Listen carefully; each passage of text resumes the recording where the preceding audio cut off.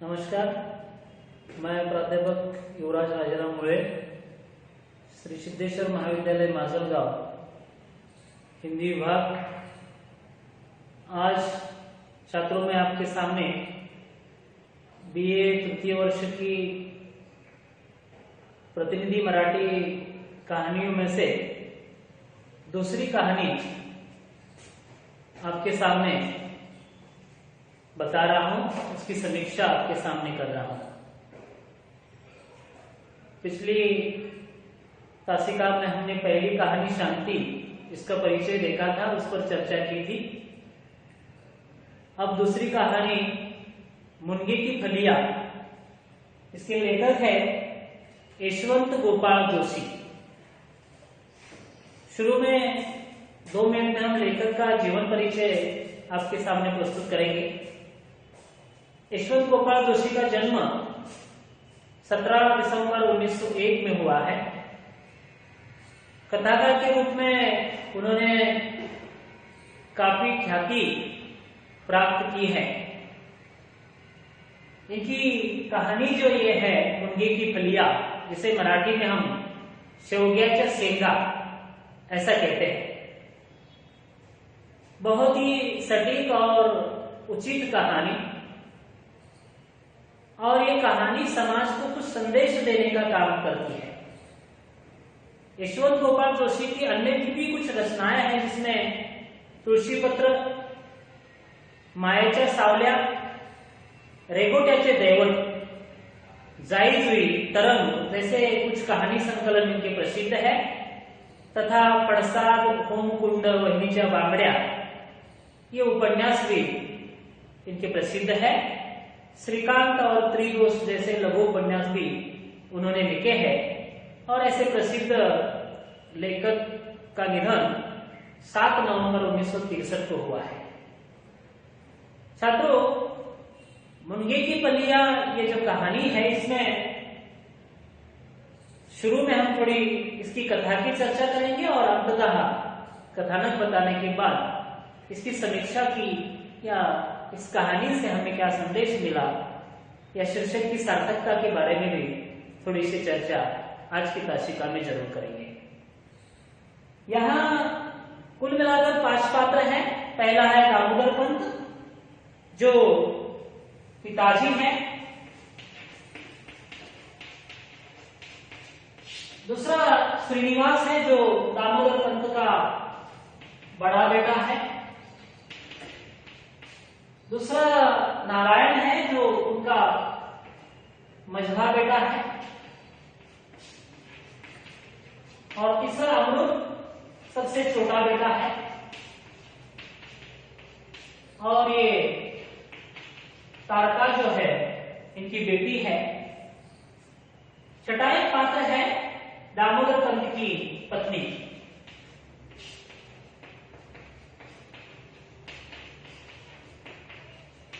लेकिन दामोदर पंत की पत्नी का पहले ही निधन हो चुका है, इस कारण इसका ज्यादा मात्रा में चर्चा इसकी इस कहानी में नहीं आई है। कहानी की कथा कुछ इस प्रकार है कि दामोदर पंत जो है बहुत ही, वैसे पुराने जमाने की ये कहानी होने के कारण दामोदर पंत को 3 बेटे और 1 लड़की, और एक लड़की है दूसरी भी, लेकिन उसकी पहले की शादी हो चुकी है। इस कारण इसका ज्यादा चित्रण दूसरी बेटी का इस कहानी में नहीं आया। अब परिवार में 4 सदस्य रह रहे हैं, 3 बेटे और 1 बेटी। धीरे धीरे ये बच्चे जो है बड़े होने लगते हैं, और जब दामोदर पंत की पत्नी थी तब श्रीनिवास की शादी हो चुकी थी। श्रीनिवास सबसे बड़ा भाई होने के कारण उनकी शादी होने के पश्चात दामोदर पंत की पत्नी गुजर चुकी है। पत्नी के जाने के पश्चात और श्रीनिवास की शादी होने के पश्चात लेखक इस कहानी में लिखते हैं कि दामोदर पंत की कुल 50,000 रुपए की स्टेट थी। और पैसों की बात जहां आती है, वहां आदमियत कम हो जाती है। ऐसी कुछ सीख इस कहानी के जरिए शायद हमें मिल रही है, या पैसा आदमियत से थोड़ा दूर नहीं जा रहा है क्या, ये प्रश्न भी इस कहानी के जरिए उठाया गया है। अब दामोदर पंत की 50,000 रुपए की स्टेट है, परंतु इस स्टेट को लेकर परिवार में विभाजन भविष्य में होता है। श्रीनिवास, नारायण और अमृत तीनों भाई बाद में दामोदर पंत अपनी पत्नी चले जाने के बाद नारायण और अमृत की शादी बनाते हैं। अपने दोनों भाइयों की शादी में तारका जो उनकी बेटी है वह सज धज कर, उसका स्वभाव नटखट है, आयु से छोटी है सबसे, इसलिए अपने बड़े भाइयों की शादी में वह सज धज कर जाती है और अलग अलग सपने संजोए रखती है। लेकिन भाग्यवश उनके भाइयों की शादी होने के बाद उनके वे सारे सपने, जैसे हम कहते हैं, चकनाचूर हो जाते हैं। अब तारका छोटी जब थी, इसके कुछ प्रसंग भी लेखक ने यहां बताया है कि तारका बहुत हठीली स्वभाव की है। एक प्रसंग लेखक ने कहानी में इस प्रकार बताया है कि तारका जब छोटी थी तो वह अपने पिताजी को बाल बनाने के लिए भी बताती थी, क्योंकि उनकी माँ हमेशा उनके बाल गूंथने का काम करती थी। एक दिन लाड़ प्यार से तारका ने अपने पिताजी को भी कहा कि पिताजी आज आप मेरी बेनी गूंथो, और पिताजी ने भी प्यार से उनकी बेनी गूंथने का काम किया है। मतलब इस प्रसंग से ये बताया गया है बच्चों कि बेटे और माता पिता में किस प्रकार का प्रेम का माहौल या वातावरण रहता है, एक चर्चा इस कहानी के जरिए आती है। परंतु यही हठीली स्वभाव की तारका बाद में धीरे धीरे अपने घरेलू माहौल के कारण उनके स्वभाव में भी थोड़ा सा परिवर्तन आया हुआ कहानी के अंत में दिखाई देता है। अब नारायण और अमृत की भी शादी होने के पश्चात तीनों भाई जब एक साथ रहते हैं तो परिवार में धीरे धीरे संघर्ष बढ़ने लगता है, और ये संघर्ष एक दिन उच्च कोटि पर पहुंच जाता है, और उसी पश्चात उसी दरमियान दामोदर पंत का भी निधन हो जाता है। लेकिन दामोदर पंत अपना वसीयतनामा ठीक करके गए थे। जो 50,000 रुपए की स्टेट थी और कुछ गहने थे घर में, उनकी सारी वसीयतनामा लिखकर गए, चले गए थे। परंतु दामोदर पंत चले जाने के बाद इन तीनों भाइयों में जो संघर्ष पैदा होता है और वे तीनों एक दूसरे से अलग रहना चाहते हैं। अब दामोदर पंत तो चले गए, लेकिन उनके जो चाचा जी थे दामोदर पंत के भाई, यानी श्रीनिवास, नारायण और अमृत के काका जी और काकी, ये उनके परिवार का बंटवारा करके देते हैं, और जो 50,000 रुपए की स्टेट थी उनका बंटवारा करने के लिए इकट्ठा हो जाते हैं। भाग्यवश जो पैतृक घर था वह बड़े बेटे श्रीनिवास को मिलता है, और मझला बेटा और छोटा बेटा नारायण और अमृत कुछ नगद पैसे लेकर वे अपना पैतृक घर छोड़कर दूसरे घर में जाकर किराए से रहते हैं।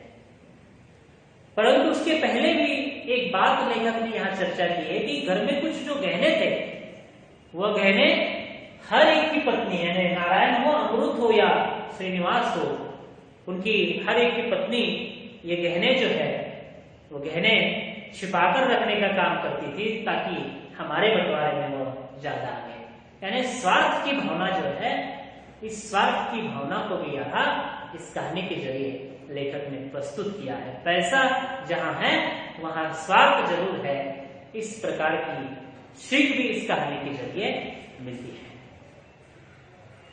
अब ये तीनों भाई अलग हो गए, लेकिन अलग होते समय तीनों भाइयों ने एक फैसला किया है कि तारका की अभी तक तो शादी नहीं हुई है, लेकिन तारका का हल है, और पैतृक अधिकार से काका और काकी निर्णय लेती है कि यह तारका जो है बड़े भाई श्रीनिवास के पास रहेगी। श्रीनिवास तो शर्त कबूल करता है, लेकिन वह भी एक शर्त डालता है तारका के लिए। वो शर्त इतनी कड़ी है कि ऐसी शर्त पारिवारिक विघटन के काम करती है शायद इसलिए, परंतु श्रीनिवास ये शर्त अपने चाचा चाची के सामने रखता है कि वह कहता है कि जब तक तारका की शादी नहीं होती तब तक तारका अपने दोनों भाइयों के घर नहीं जाएगी, या उन्हें वह रास्ते में मिल भी गई तो बात नहीं करेगी। लेखक यहाँ एक बड़ी अच्छी बात कहते हैं। इन्होंने यहाँ एक उदाहरण दिया है कि अगर 3 बच्चों वाली मां को काल कहे कि मां आप में से या तीनों में से मैं किसी एक बच्चे की जान लेना चाहता हूं, मां तुम ही बताओ आप किसकी जान देना पसंद करोगे, तो बेचारी मां क्या कहेगी। इसी प्रकार तारका की अवस्था यहां हो गई है कि तारका श्रीनिवास के पास रहती तो है, लेकिन अपने दोनों भाइयों का मुंह भी नहीं देखना है, इतना ही नहीं बात भी नहीं करना है और उनके घर कभी मिलने के लिए नहीं जाना है। इस प्रकार की शर्त तारका के लिए डाली है, परंतु तारका ये शर्त मंजूर करती है और बड़े भाई श्रीनिवास के घर में वो रहती है। कुछ दिन निकल जाते हैं और एक दिन तारका के घर के सामने एक मुनगे की फलियों का पेड़ उनके पिताजी ने लगाया, जिसको अब फलियां आ गई है। और एक दिन सुबह सुबह उठकर तारका उस आंगन में, अपने घर के सामने आंगन में मुनगे की फलियां तोड़ने लगी है।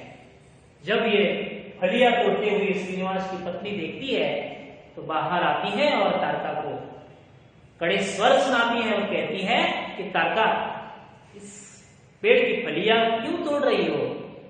कल तो मुझे उसमें से कुछ फलियां अपने मायके पहुंचाना है। लेकिन तारका की बड़ी हठीली स्वभाव की, वह कहती कि धत, ये पेड़ तो मेरे पिताजी ने लगाया है, तुम्हारा कहाँ का अधिकार बनता है इस पेड़ पर? मैं ये फलियां तोड़कर मेरे चाची के लिए लेकर जा रही हूं। वो समझाती भी है उसकी पत्नी श्रीनिवास की कि मत तोड़ो फलियां, फिर भी तारका तोड़ती है और वो अपने भाई का डर दिखाती, देखने दो, तुम्हारे भाई आने दो श्रीनिवास, मैं बताऊंगी जरूर। वो कहती बताओ, जो कुछ होगा देखा जाएगा। और मुनगे की कुछ फलियां तोड़ती है, जिसको हम मराठी में शेवग्याच्या शेंगा कहते हैं, और वो लेकर अपने चाची के पास चली जाती है और चाची का दरवाजा खटखटाती है और चाची के घर में जाकर कहती कि चाची, मैंने आपके लिए हमारे घर से मुनगे की फलियां लाई है, इसकी सब्जी आप बनाओ। चाची भी वो सब फलियां ले लेती है और पहले तो उसे कहती कि बेटी क्यों लाई, तुम्हारे घर में मैं बाजार से भी फलियां ला सकती थी और उसकी सब्जी बना सकती थी। लेकिन तारका उन्हें समझाती है, छोटी है फिर भी, कि चाची वो तो बाजार की फलियां है और आपने घर की फलियां और बाजार की फलियों की सब्जी खाने में बड़ा अंतर है।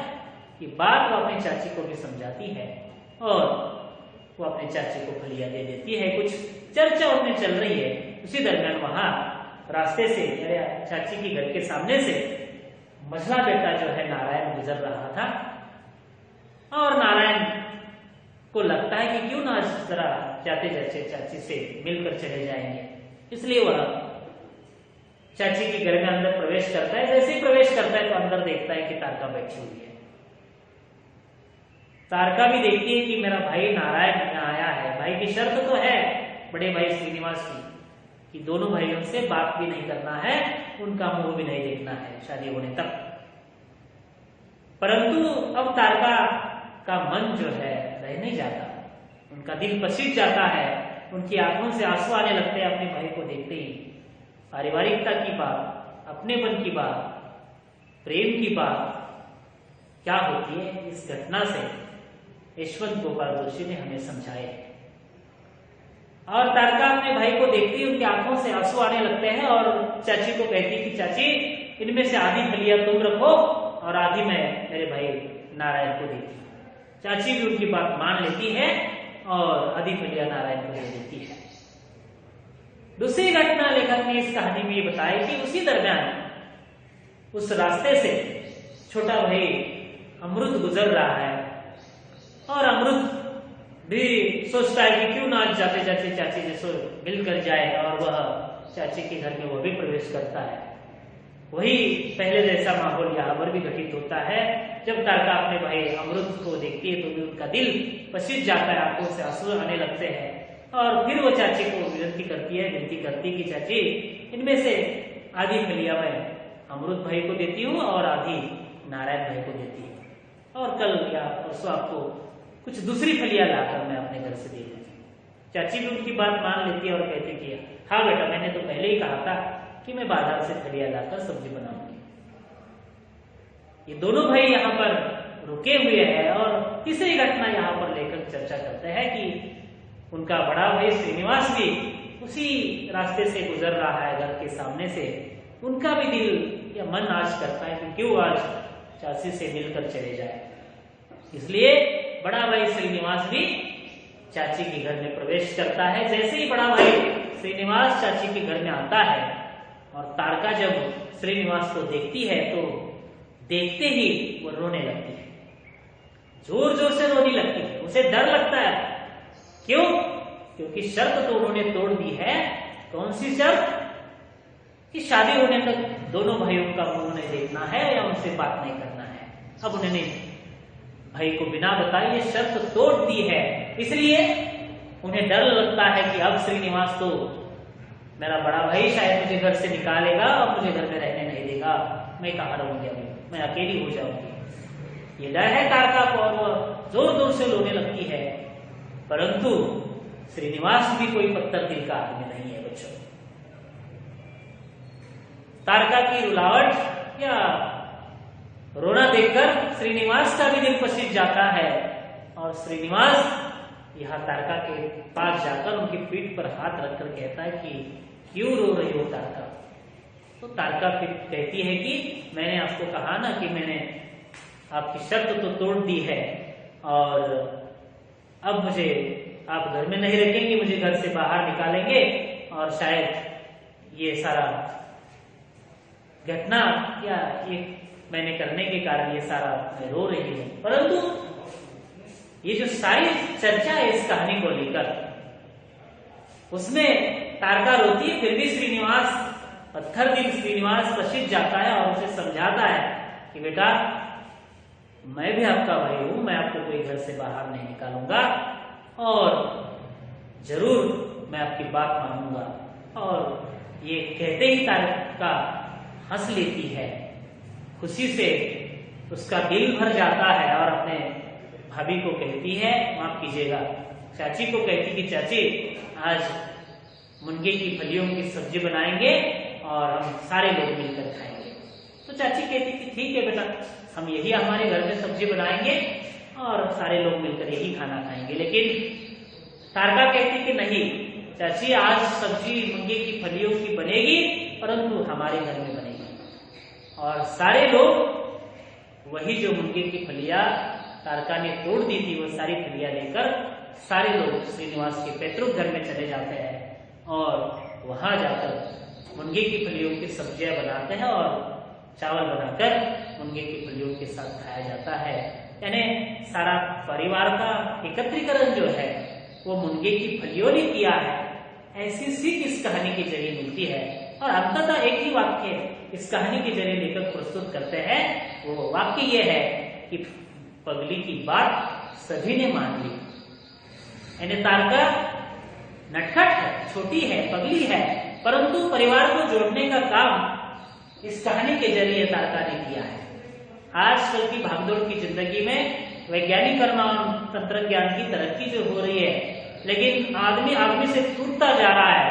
ये पारिवारिक विघटन की समस्या जो है, ये समस्या इस कहानी के जरिए इस कहानी के लेखक ने चित्रित की है। बच्चों, कहा जाए तो इस कहानी पर बहुत सारी चर्चा कर सकते हैं। ये तो कथानक मैंने बताया, परंतु कहानी की समीक्षा जो है, इस कहानी की हर घटना में कोई ना कोई दर्द छिपा हुआ है और परिवार को जोड़ने की बात हर घटना से इस कहानी से की गई है। मुनगे की फलियां इस कहानी का प्रतीक है जो परिवार को जोड़ने का काम करती है। इसीलिए कहानी को जो शीर्षक दिया है मुनगे की फलिया। ये फलिया ही तीनों भाई जो अलग हुए थे उन तीनों अलग भाइयों को एकत्र लाने का काम या जोड़ने का काम, पारिवारिक संतुलन रखने का काम इन फलियों ने किया है और तारका इसकी साक्षीदार है। इसलिए अंततः तारका इस कहानी में मुझे लगता है कि श्रेष्ठ हो जाती है और जो परिवार को इकट्ठा करती है, जोड़ने का काम करते हैं। आजकल हम देख रहे हैं समाज में कि पैसा आदमी को किस प्रकार की मानसिकता को लेकर उसका परिवर्तन कर रहा है और पैसा जहां पर है या संपत्ति जहां पर है वहां आदमियत या मानसिकता जो है वह कम होती जा रही है। इस आदमियत की मानसिकता को बदलने की वृत्ति इस कहानी में है बच्चों। इसलिए इस कहानी में या इस कहानी को मुनगे की फलिया ये शीर्षक दिया गया है। मुनगे की फलिया परिवार को जोड़ने का काम करती है। विज्ञान और तंत्रज्ञान बहुत प्रगत हो गया परंतु मानव से अलग होता जा रहा है। ये जो चिंता है, ये चिंता इस कहानी के जरिए लेखक ने उठाने का प्रयास किया है। और पारिवारिक विघटन आज तो 21वीं सदी में ज्यादा बढ़ रहा है। हम दो हमारे दो, ये जो संकल्पना आ गई है, परिवार में माता पिता भी अपने पास न हो, ये संकल्पना नहीं और बढ़ती जा रही है। भाई भाई अलग होते जा रहे हैं, शादियों तक एक साथ रहते हैं लेकिन शादी के बाद क्यों पता नहीं भाई भाई का नहीं रह जाता, बदल जाते सब लोग। और पैसा ही क्या सबसे महत्वपूर्ण कारण है, ये भी बात इस कहानी से उठाई है। परंतु जहां मानवता है वहां ही प्रेम काम आ जाता है, जहां मानवता नहीं हुआ प्रेम कुछ काम का नहीं है। इस प्रकार की चर्चा इस कहानी को लेकर लेखक ने की है। इसलिए बच्चों मुनगे की फलियों को लेकर हम चर्चा कर सकते हैं, ढेर सारी चर्चा इस कहानी को लेकर कर सकते हैं, लेकिन मुझे लगता है कि समय अभाव के कारण और भी चर्चा इस कहानी को लेकर अगली तासिका में हम जरूर करेंगे। मुझे लगता है कि आपको ये कहानी और इसका कथानक आपको पसंद आया होगा। अगली तासिका में जरूर इसके साथ विस्तृत चर्चा करेंगे। तब तक के लिए हम यही रुकते हैं। धन्यवाद।